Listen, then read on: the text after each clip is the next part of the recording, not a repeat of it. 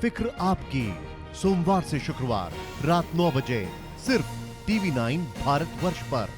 Rafale fighter jet के बाहर की पूरी डिजाइन और उसके स्ट्रक्चर के बारे में एक एक छोटी छोटी बात बताते हैं। कैसे ये लड़ाका 1 मिनट में 60,000 फीट तक की उड़ान भरता है, आखिर इसमें हथियार लगाए कहां जाते हैं, कैसे ये फाइटर दुश्मन के रडार सिस्टम को चकमा देता है। Ultra modern graphics, 3D graphics के जरिए लगातार जिस तरह से हम आपको दिखा रहे हैं, देखिए आप हमारे स्टूडियो में एक वर्चुअल राफेल प्लेन, आप इसको ग्राफिक्स के जरिए बहुत अच्छे तरीके से समझ सकते हैं कि किस तरह से आसमान में पैतरेबाजी करते हुए ताबड़तोड़ स्ट्राइक करता है। और सबसे अहम यह कि राफेल पीएम मोदी और भारतीय वायुसेना की पहली पसंद क्यों बना। सबसे पहले शुरुआत में राफेल के अगले हिस्से की बात करते हैं, नोज जिसको कहा जाता है, नोज जो दूसरे दुश्मन की नाक में दम कर देती है, उसके बारे में समझिए। ये नोज कोन राफेल फाइटर जेट के सबसे आगे होती है, जो आप ठीक मेरे ऊपर सामने की तरफ देख रहे हैं। इसकी सबसे बड़ी खास बात यह है कि जहाज में एक बार फिट होने के बाद यह कभी पेंट नहीं की जाती।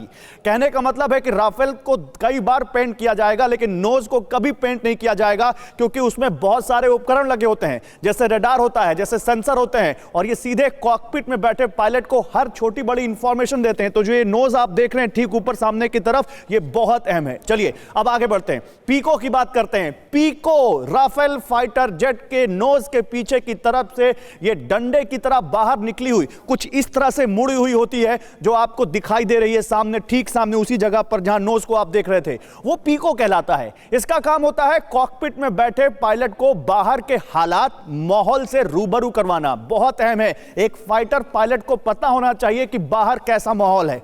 तीसरा, कूलिंग सिस्टम। एक फाइटर जेट जो बहुत ही ज्यादा गर्म होता है, राफेल के दोनों तरफ ये कूलिंग सिस्टम बड़े बड़े होल के रूप में होते हैं, जो आप देख सकते हैं दोनों तरफ बड़े बड़े होल। ये कूलिंग सिस्टम असल में, ये आसान भाषा में कहें तो ये एक एयर कंडीशनर है, जो कि इंजन को, कॉकपिट को, एवियोनिक्स को ठंडा रखता है। जो राफेल के आसपास बहुत गर्म हवा होती है उसको ठंडा रखता है।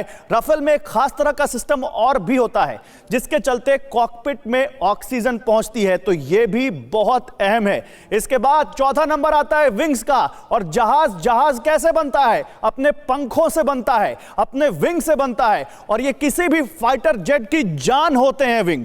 राफेल लड़ाकू की विंग या कहें पंख 10.90 मीटर तक फैले होते हैं। ये डैने विंग के बहुत विशाल होते हैं।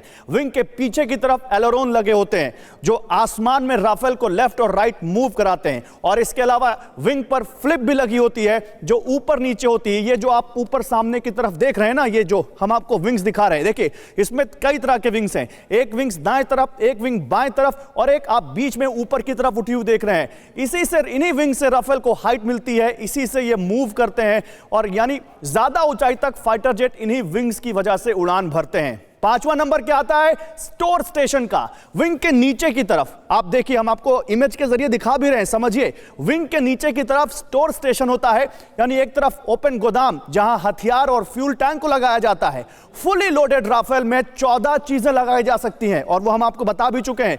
BVR missile, stand of cruise missile, या फिर मिशन के लिहाज से फ्यूल टैंक। राफेल में अधिकतम 5 फ्यूल टैंक लग सकते हैं, जिनमें से 2 को मिशन के दौरान ड्रॉप भी किया जा सकता है। ड्रॉप इसलिए ताकि वजन हल्का हो सके और राफेल और तेजी से भाग सके, यह आप समझिए।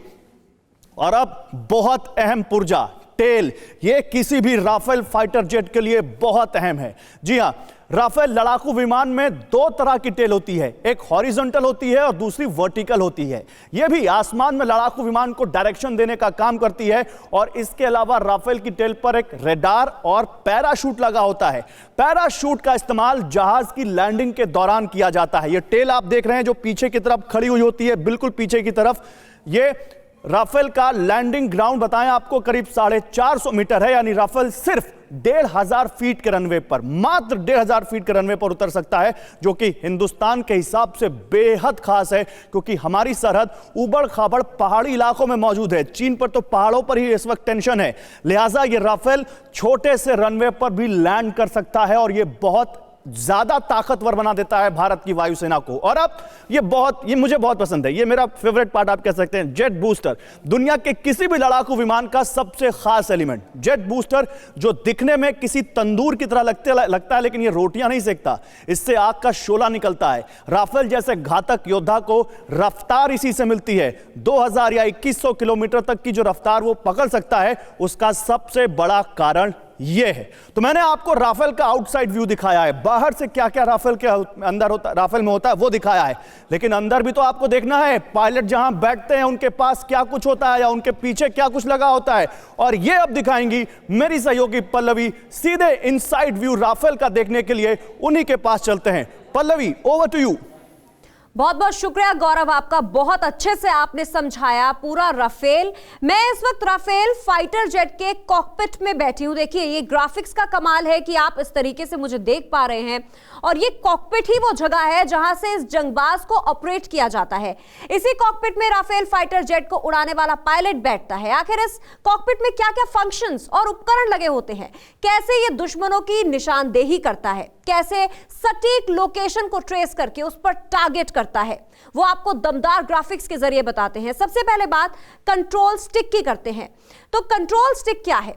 राफेल में कंट्रोल स्टिक पर हर वक्त पायलट का हाथ होता है। इसके जरिए वो लड़ाकू विमान को पूरी तरह से कंट्रोल करता है। जेट किधर उड़ेगा, कैसे उड़ेगा, अटैक कहां करेगा, मिसाइल कहां दागेगा, बम कहां गिराएगा, बारूद कहां बरसाएगा, सारा ऑपरेशनल कंट्रोल स्टिक के जरिए ही होता है।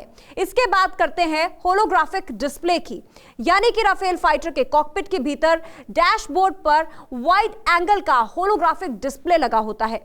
मेरे सामने जो आप तस्वीर देख रहे हैं, उस तस्वीर में आप देखिए, ये होलोग्राफिक डिस्प्ले की तस्वीर है। होलोग्राफिक डिस्प्ले में लड़ाकू विमान के control data, mission data, firing से जुड़ी डिटेल्स होती हैं। इसके बाद मल्टी इमेज डिस्प्ले भी एक होता है। राफेल फाइटर जेट में मौजूद मल्टी इमेज डिस्प्ले में टेक्निकल सिचुएशन और सेंसर डेटा से जुड़ी जानकारी दिखाई जाती है। इसमें 2 टच स्क्रीन भी लगे होते हैं, जिसमें लड़ाकू विमान के मापदंड और मिशन डेटा से जुड़ी जानकारियां बताई जाती हैं। इसके बाद fuel and speed display, car, bike या फिर किसी भी वाहन की तरह लड़ाकू विमान में भी फ्यूल और स्पीड मीटर डिस्प्ले लगा होता है, जो बताता है कि लड़ाकू विमान में ईंधन कितना है, उसकी रफ्तार क्या है, इंजन कैसे काम कर रहा है, उड़ान भरने या फिर किसी मिशन में कोई दिक्कत तो नहीं है। अगर होती है तो डिस्प्ले में रेड सिग्नल ऑन हो जाता है। फिर बात करते हैं माउंटेड हेलमेट की। जी हाँ, जो इस योद्धा को उड़ाता है उसके लिए भी खास फीचर्स होते हैं, यानी हम पायलट की बात कर रहे हैं। फाइटर को उड़ाने के दौरान पायलट खास तरह की यूनिफॉर्म पहनते हैं, आपने देखा होगा। इसके अलावा पायलट माउंटेड हेलमेट से लैस होता है, जिसमें खास तरह का सीसीडी कैमरा होता है, जो कि मिशन के दौरान पायलट को स्क्रीन पर अलग अलग तस्वीरें हेड अप डिस्प्ले पर दिखाता है, जिससे कि पायलट को मिशन पूरा करने में काफी मदद मिलती है।